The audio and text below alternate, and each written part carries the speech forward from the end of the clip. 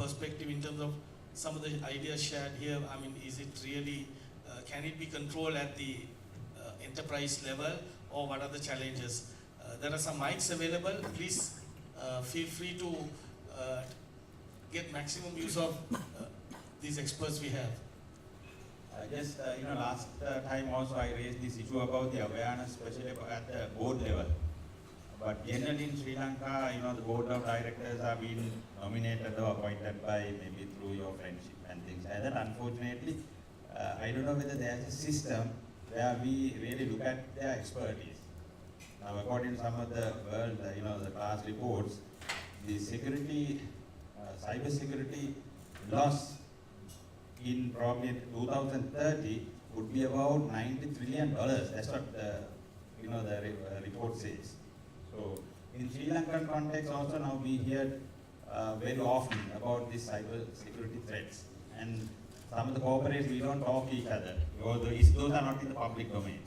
My question is, there are regulators, there are the especially bank CEOs and non-bank CEOs, especially those areas, as this lady said, that's the area where we need to be very careful about. We don't have a system, but I just want, this is just a suggestion.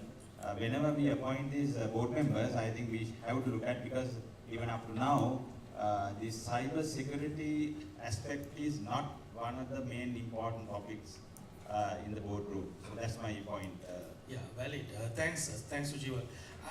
Can I sort of rephrase the whole point? One is, yes, make it a boardroom issue, but you don't have a CTO on the board, you don't have a CIO on the board, you don't have a digital officer on the board, then where do you start the conversation?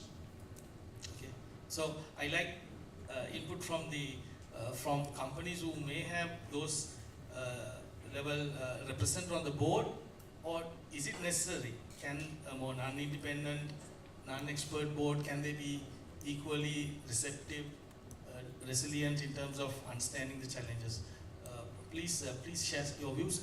Anyone like to respond to what was discussed here? Yeah, let me take that, because we run a large security business, and what we see in the marketplace is regulator is stepping in a lot more fiercely than ever before, where regulator is coming and mandating cybersecurity roles within the company. They're regulating the mandatory disclosures, and they're also giving the time to report and breach, and clearly putting the onus back on the financial institutions. So I think regulator plays a lot more pivotal role, and matured markets, and as well as in the emerging markets, where we're seeing cyber regulations getting more prominent, and enforcing cyber drills as a mandatory part for the financial institutions, whereby you don't wait for the deluge to happen, but it's part of your normal processes, right? Be it a DDoS drill, or be it a IR drill per se. So I think it's a combined ownership of not just the board, but regulator, especially in the financial institution, which is where the assets lie. I think regulator will play a lot more intrusive role, which is good for cybersecurity. We were wondering which department do we go to. So we thought, okay, the best is the IT department. So we told them, look, security is a concern. Yes, we know all that. Board, they're not fully aware. So the IT puts a paper that's saying that we need to be secured. These are firewalls, these things have to be purchased, or you need to bring an external consultant, or you need to hire somebody to it. You put the board paper to get it approved. One question from the board is, did anything happen last year? No, sir. Then let's look at it next year's budget. So, probably the reason because the board is not aware on the cybersecurity side. The second, that most of us are reactive people, wait until some incident takes place to run around and then invest. So, I endorse your statement, but while saying that, the main reason for us to have this session, the CEO forum, is basically to say why cybersecurity should be a boardroom discussion. So the last 6 years, we have been having this event, and I'm happy to see today we have over 100 CXOs here. And one question that I posed last year in the same forum is that is there a person in your organization that you can point the finger when an incident takes place? So if that person is not in your organization, then there is no security in your organization.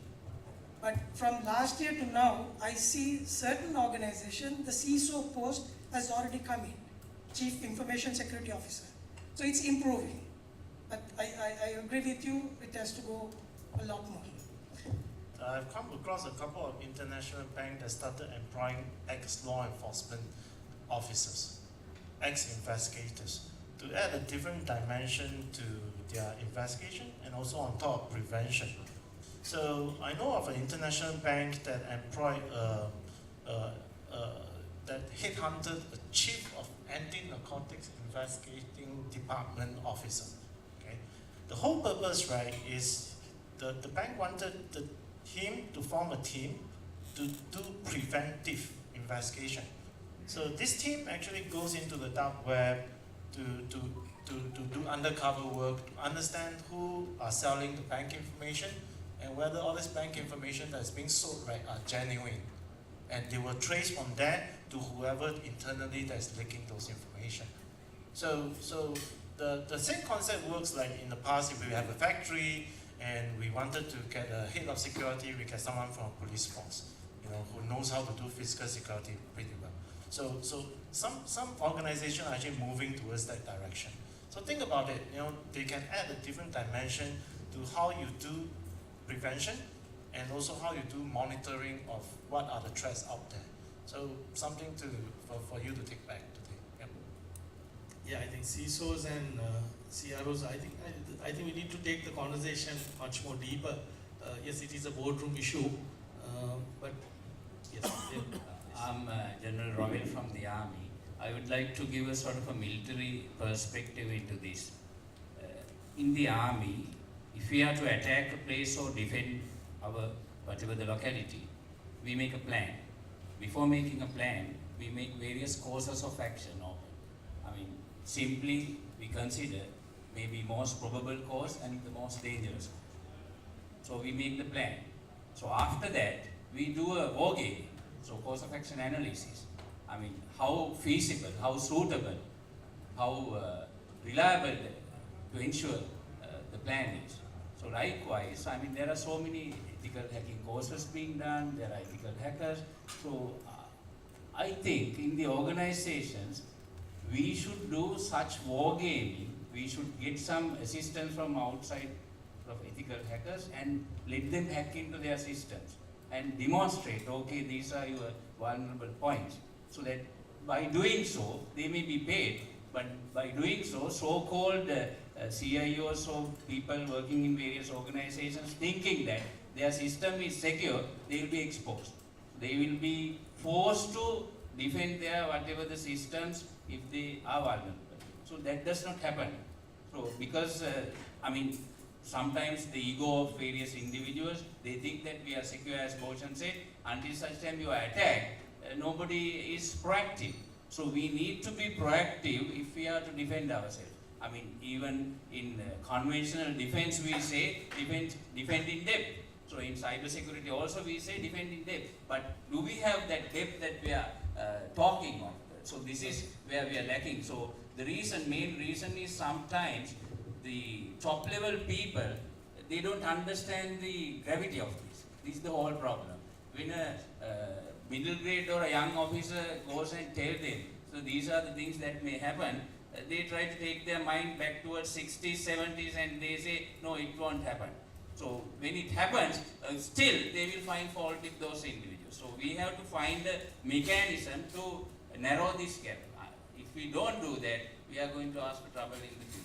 Thank you. Interesting perspective. I know every company here does fire drills, right? It's a must. Is the country or in Sri Lanka or the Sri Lankan industry, is it thinking about cybersecurity insurance at all? I know there may not have been many attacks, but is there a thinking around the cybersecurity insurance? It's not like going and getting a motor vehicle insurance. So there are a lot of perspectives that you need to look into it, and there are a lot of aspects also. What do you actually insure? Is it your data? Is it your network or what? So it's not as easy said and done. But the discussions are on board. I think the CEO, as Mr. said, the CEO is here, but not completed yet on the whole package. Just wanted to ask the panel and others, what about shareholder concerns, activism? I mean, is it happening? I've seen globally shareholders suing companies when there's a breach. Is in Sri Lankan, what's the general reception here? No, I'm giving to the panel whether, how do they see, Vishal spoke about regulatory pressure, what about shareholder pressure?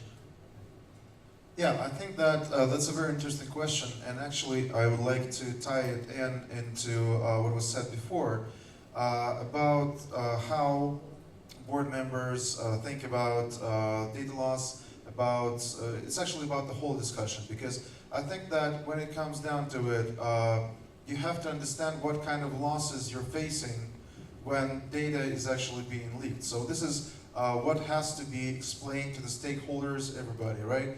Some people understand that. Usually it's people with some technical background, of course, or even more effectively, it's people who have actually suffered from data loss. For example, we had a case in an international organization where at some event like this one, a CEO came up to us and said, you know, I feel like somebody is sending very high profile information from us, and we're like, let's try it, let's do a POC and see what's going on. And actually in the first couple of weeks we managed to detect this person, and all the information that they have sent out, they didn't even know how much he has actually, you know, exfiltrated from the company. So after that, after the first, you know, occurrence of the internal or any data leakage, people become aware. But of course, as again Terry and other people here said, that you have to prevent against those things. And this is where I think you should just try and calculate for a moment how much you will actually lose when some critical database or other critical information gets leaked out. Just for one piece of information, right? Calculate how much you will have to you know, spend on IT security upgrades, how much the actual leak is going to cost you, how much is going to cost you getting a third-party you know, investigators. And this is just the money. And we're not even talking about reputation losses, right? We're not talking about customer trust being lowered. And there's also, we talked a lot about regulatory things. And regulations aren't just for the government, right? It can be, especially for the financial sector, it can be, for example, credit rating agencies. If a big leakage occurs, credit rating can go down. The question about insurance costs can go up if you have a data leakage, and so on and so forth. So, in my opinion, it's very important to understand how much it actually will cost to your specific organization. It won't take a lot of time, just take a wild guess. And that's how I think you can raise the understanding of the stakeholders as to, you know, why you need to protect against that. And especially for the boardroom members, and even if you can't include a CTO in there, you can please try to calculate these costs. That's the same set of stakeholders who will ask if the money is made or not. So I know how difficult it is for a CEO to protect both the top line and the bottom line. And that's where comes the most important thing, striking the balance between security, convenience, and making money. The other more embarrassing stuff, right, is that I've spoken to a lot of security, cybersecurity agency, state-owned cybersecurity agency. They told me that a lot of the time, right, the organization didn't even know that they are being breached. And it's the cybersecurity agency scanning the dark web, blah, blah, blah, discover all this data belonging to this company, inform this company. Just imagine if your stakeholders or your shareholder found that out before you do, and that's it, the entire board will be wiped out. So the investment, right, for your own security department to be able to scan what are the available stolen data out there that might belong to you, right? It's actually very important. So think about that. Thank you. what else, like, how do you monitor dark web and deep web for the financial data? And what do you advise, like, we have a lot of CXOs here, regarding the financial sector and other sectors as well? So, sorry. So, what do you advise, should they be monitoring the dark web, deep web, or if we just look at the financial sector, do you advise the people who are using Visa, like from the banking sector, do you advise that your data is being shared in dark web, deep web, or do you advise them to monitor themselves about some of the financial data? So what's your advice from you on a financial sector and thus on other sectors as well? Thank you. Interesting question. Thank you for that. Actually, an interesting question. And rather than saying from Visa's perspective, what I think is dark web is a simple game of supply and demand. Everyone starts looking into it, they know there is a demand for this.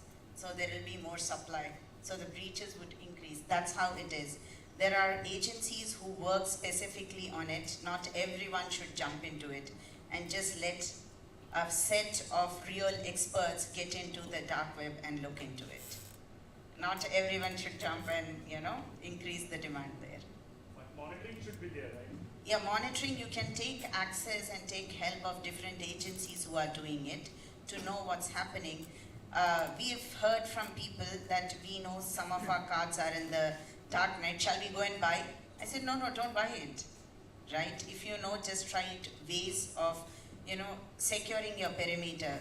Find ways of protecting your data rather than going after these people, because then you are telling them that you know that your data is there and that will increase the demand for it. Maybe, I just want to add one perspective here. Attacks are becoming global. No more it's just a local part. And we are seeing attacks more state-sponsored as well, right? So the intelligence, what you need to gather is global, right? And because the hackers and the groups are a lot more state-sponsored, and if you really look at their tools, techniques, or procedures, it's pretty common. What you see as an attack gets moved from one country to another country, but the TTPs are same, right?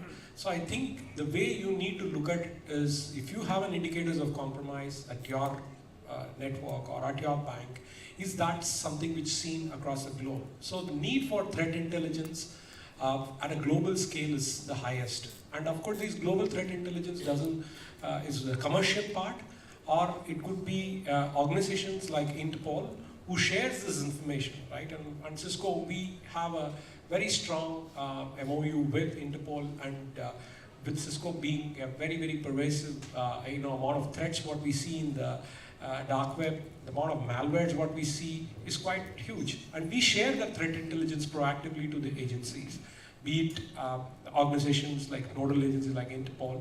So I think if we are having a perspective of threats at a global scale and match it up with your indicators of compromise in your country, in your state, in your vertical, you'd be far more ahead of the curve. So I think the need is to have a normalized global view of threat intelligence. I think that's where the risk could be mitigated. I think I answered half of your question. The other one, yes, I'm picking up from Vishak, is Visa do send threat intelligence, sends intelligence alerts to all their clients, and this contains things about hashes. It has information about indicators of compromise. When a cyber criminal has invested in certain set of information, they try to replicate in different regions and different organizations. So one has to learn from the mistakes of the person who has already been affected and use these indicators of compromise to scan their system to see if they are affected or not. And Visa does that in a regular basis. And the coders are the hackers are also becoming lazy. They're reusing the functions. If you look at WannaCry had an eternal blue as a function. And you go to Bad Rabbit has the same reusable eternal blue function. So I think the reusability of attacks functions is pretty common. So if you catch the IOCs and see the pattern, and match it up with your global threat intel, you'll be right there. I would like to move to Subho. Use of or demand for public Wi-Fi is growing, and also it's perceived to be very vulnerable. What's your own take with a lot of people accessing apps and wallets also through public Wi-Fi? Sure. So I've been hearing a lot of questions, especially in terms of regulations, and now thank you for asking the question about public Wi-Fi. The thing is, who are at fault if someone gets hacked? Any idea? Me, not me. The person who has coded, basically. The guy who has coded the application, whether it's mobile app or web app or whatever, right? But it's not his fault. He is just a human, right? And he's a developer. He's not a hacker. And a hacker is never a developer, right? So while he is developing an application, he might not know what would be the security issues which he might introduce to it when he's coding. So even before, let's address the elephant in the room. Even before you go to threat intel, even before you go towards regulations, even before it goes to the boardroom seat, the first thing which you should be doing is setting up a security practice inside your organization. That's the first step forward, right? Once you have that, then it automatically, it's a progression from there. So once you have a security practice inside your organization, the next thing comes is your boardroom discussion about your security practices. The next thing happens is all these similar type of companies who are following the same kind of security practices comes together and tries to form the regulations around that. And that's how all the regulations for financial services and others have formed across the world, right?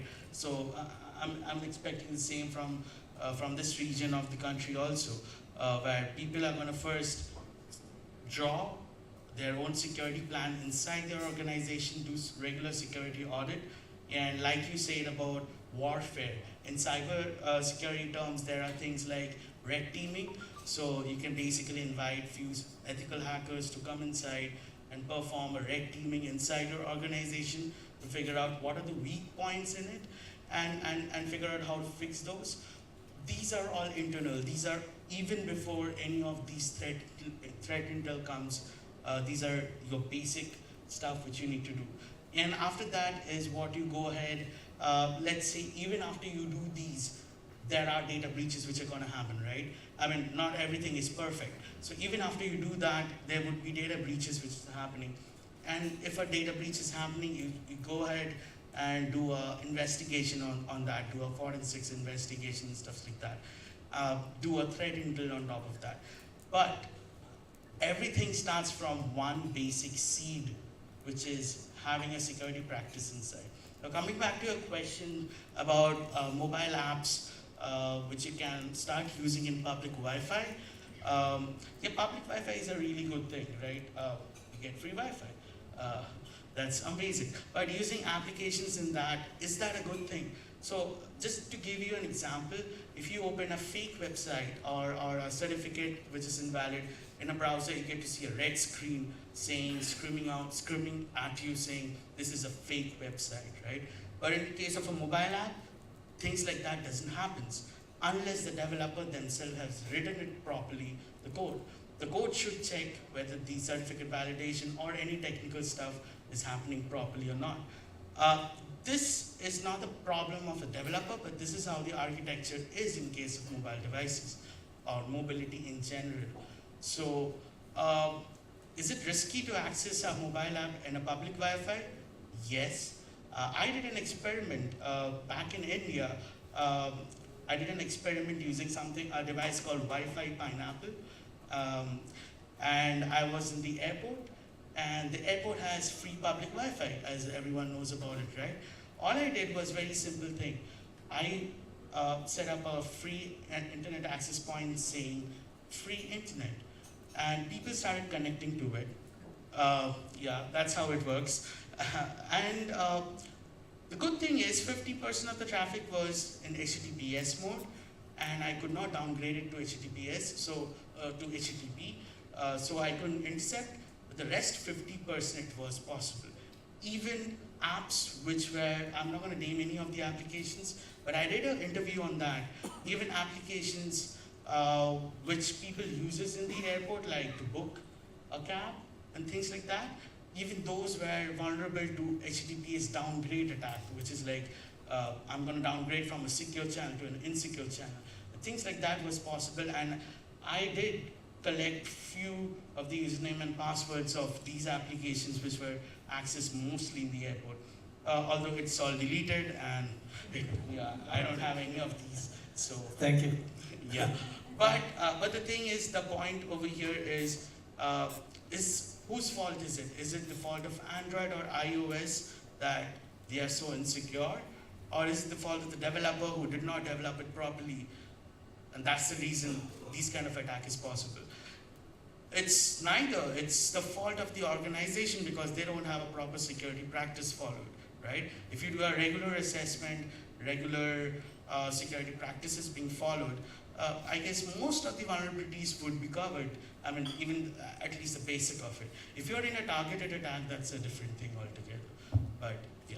Any final thoughts or sharing of ideas, your own experiences, please? Everyone is racing to the cloud. Bhushan also raised about how secure, but I mean, there is attraction on one side and there is also fear. And I don't want to go into the financial sector side because the regulators have their own rules. I mean, how can companies really be comfortable, particularly in a hybrid cloud situation? Yeah, I think hybrid cloud is another elephant in the room, and we don't seldom talk about it because it is reality. We will embrace hybrid cloud environment. It is just not on Azure. It's just not on AWS. We're going to see workloads moving across multiple hybrid cloud and still coming back to your on-premise. So typically we talk about north and southbound traffic, which is typically your data center perimeter part. But suddenly we're seeing traffic surges where it hops from one cloud to another cloud, and you have no control of your or visibility towards your east-west traffic. So we will head towards a very large hybrid cloud environment, and today getting visibility in a hybrid cloud is the most difficult. In your typical traditional LAN, you had devices, you have collectors, you had net flows to give you the visibility. But what do you have as visibility of data happening in your hybrid cloud? Do you know what much amount of data filtration which is actually happening?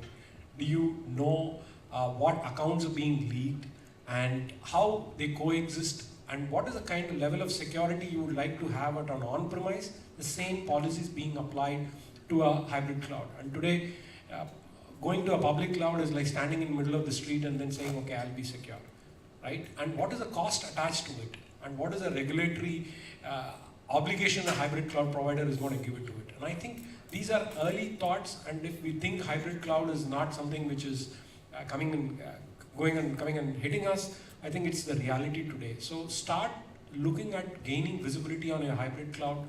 Look at providing controls in your hybrid cloud environment and try to get the same visibility what you would have on your on-premise towards your east and west traffic as well.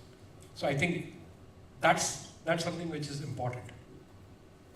Okay, I'll wrap it up. I'd like to pose a quick question to the panel. What would you like the CEOs and all this person to really do tomorrow morning? I'll start from, keep it brief, start from Nikita. Tomorrow morning, what should they do? One thing. I think they should go to their IT security guys and say, you know what, I'm going to listen to you and let's talk about this and let's count how much it costs. Provided he can find the time. Absolutely, of course. Okay, fine. Terry? Find a way to secure the employee's mobile device. We do all this stuff on the laptop, big locker, encryption of the hard disk and all this, but a lot of the devices, mobile devices are not secure. Which means that if one of you gentlemen, today, left your mobile device here after you got drunk, went home, if I pick it up, I can infiltrate your cloud within 5 minutes. It's as simple as that for us. So because the tokens and the login cookies and all this stuff are not encrypted, right? So think about that and start putting some work on the encryption. Look for the chat there. Yep. Buy some stuff from him. And then start thinking whether you can secure the mobile devices. Okay? Thank you. Lakshmi? CEOs CEOs are responsible for the culture of the company. So they can look at forming a collaborative culture where the business teams, the risk teams, the InfoSec team, all are talking the same language, all understand. It's about awareness within the organization, and if they all understand the importance of cybersecurity, their next step would be very easy. So bringing that culture in the organization is the most important thing, and that's what I would request all CEOs here to do that. A cyber culture. Good. Bhushan. My humble request is to not to have this meeting tomorrow, because tomorrow is the day conference of the annual Cybersecurity Summit. And if they have already bought the tickets, they won't be available. And if you call for a meeting, I won't be having them here. So my humble request, postpone to Friday or have it on Monday. First. So second thing is, the reason why I would, if your IT security teams or IT teams are not already coming, I think there's few tickets available today.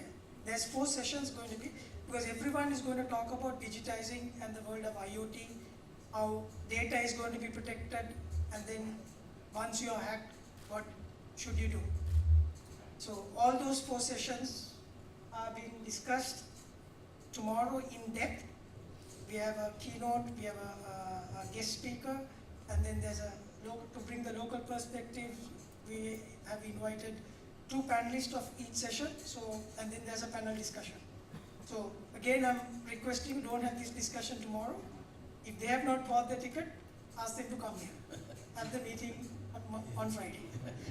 Thanks, Bhushan. That was a mixed message. Vishak, just a quick one. I think, attacks are going to be there. I think first look at improving your visibility and control, because first basic thing to do is detect the detectable. So just go back and then ask your CISO, what is my threat landscape? How many threats do we see? Who is attacking and why are they attacking it?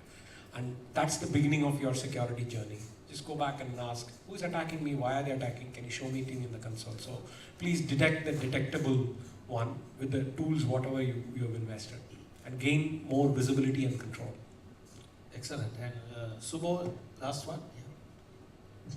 Sure. So first thing first, go back, and not tomorrow, but yeah, whenever you get time, the first thing which you should be doing is, do you have a security process in place? And is that process being followed properly or not? That's the basic thing which you can do, right? And just to quote one of the CISO who say that you should not be a snail who has no detection, nothing. You should not be a dove. A dove is someone who has a detection capabilities but does nothing. But be fox, where you not only detect, but you also take action on those items, right? So always try to be that. And yeah, so that would be my... Excellent. Yeah, so excellent. I think there are a lot of key ideas shared. Thank you very much for the panel. There are a lot of key takes: culture, detect the detectable, turn to a fox. Let's hope the entertainment might convert to a fox. But I think there are a lot of insights shared, and they'll be available during the networking session. And please fox them when they're alone, and hopefully you'll be able to take some more advice. I'd like to thank each one of you in the panel, part of the sponsors as well, and thank you very much for our invitees for making this session interactive. And I hope you got some new insights to what I think is a priority or the most emerging serious concern, business risk, that is cybersecurity.